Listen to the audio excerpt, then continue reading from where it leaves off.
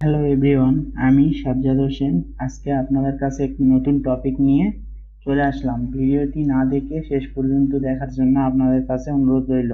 এখানে আমি আলোচনা করব কিভাবে কোড এডিটর এর সাহায্যে কোড করতে হয়। সর্বপ্রথম আপনাদের কোড কি সে বিষয়ে জানতে হবে। দেখাবো আজকে top 5 code editor web development: Flora, visual code studio, atom, brackets এবং সাবলাইম। এই 5টি code editor top 5 code editor. এখন কিভাবে এটি ডাউনলোড করতে হয় এবং ইনস্টল করতে হয় সে সম্পর্কে প্র্যাকটিক্যাল আপনাদের দেখাবো। আপনাদের গুগলে আসতে হবে, আসে ফ্লোরা কোড এডিটর এখানে টাইপ করার পর আমরা যদি এখানে ইন্টারফেস করি তাহলে এখানে একটা ইন্টারফেস চলে আসবে। এখানে এটা ওপেন করার পর এ ধরনের একটা ইন্টারফেস চলে আসবে। এখান থেকে আপনারা ডাউনলোড করে ইউজ করতে পারবেন। অবশ্যই এটা প্রিমিয়াম ভার্সন। এখান থেকে আপনারা ডাউনলোড করলে 1 মাস ট্রায়াল ইউজ করে যদি আপনাদের ভালো লাগে তাহলে আপনারা এটা কিনে ব্যবহার করতে পারবেন। এরপরে হলো ভিজুয়াল কোড স্টুডিও। এটি ফ্রি ভার্সন। এটি ওয়ার্ল্ডের সবচেয়ে পপুলার একটি কোড এডিটর।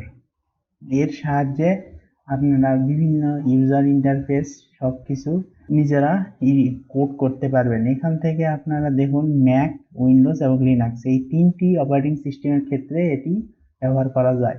আপনাদের যেটা প্রয়োজন আপনারা সেটা ডাউনলোড করতে পারবেন। এইভাবে আপনাদের সার্চ করে বের করতে হবে অ্যাটম। অ্যাটম একটি ভালো কোড এডিটর।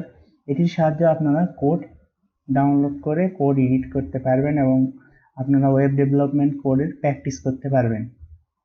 একইভাবে ব্র্যাকেটস সকল অপারেটিং সিস্টেমে ইউজ করা যায়। লিনাক্স, ম্যাক এবং উইন্ডোজ এই 3টির ক্ষেত্রে ইউজ করা যায়। তারপরে হলো Sublime text editor. Sublime text editor একটি কোড এডিটর যার সাহায্যে আপনারা সকল প্রকার কোড HTML, CSS, জাভাস্ক্রিপ্ট সকল প্রকার কোড করতে পারবেন। এখান থেকে আপনারা ডাউনলোড করলে এখান থেকে লিনাক্স, ম্যাক, উইন্ডোজ সবকিছু আপনারা পেয়ে যাবেন। যার কাছে যেটা ভালো লাগে সে সেটা ইউজ করবেন। আমি মূলত ভিজুয়াল কোড স্টুডিও ইউজ করি, সেটাই আপনাদের দেখাবো। আপনারা এখানে ডাউনলোডে ক্লিক করলে ডাউনলোড হয়ে যাবে। এই যে একটু পরে যে ডাউনলোড হওয়া শুরু হবে। এই যে শুরু হয়ে গেছে ডাউনলোড হওয়া। কিন্তু আমি এখানে আপনাদের ডাউনলোড করব না, আমার পিসিতে ডাউনলোড করা আছে সেটি আপনাদের আমি দেখাবো। প্রথমে ডাউনলোড করা অবস্থায় এরকম একটা ইউজার ইন্টারফেস আসবে। এখান থেকে আপনারা যে কোনো ধরনের ফাইল নতুন যদি ফাইল ক্রিয়েট করতে চান করতে পারবেন। আবার আপনারা যদি চান এক্সিস্টিং কোনো ফাইল এখান থেকে ওপেনে ফাইল করলে আপনারা যে কোনো ধরনের ফাইল আপনারা আনতে পারবেন। আমি আমার ফাইল নিয়ে আসি, এখান থেকে index.html এই ফাইলটা নিয়ে আসি। এইখানে দেখুন আমার ফাইলের একটা ইন্টারফেস চলে আসছে।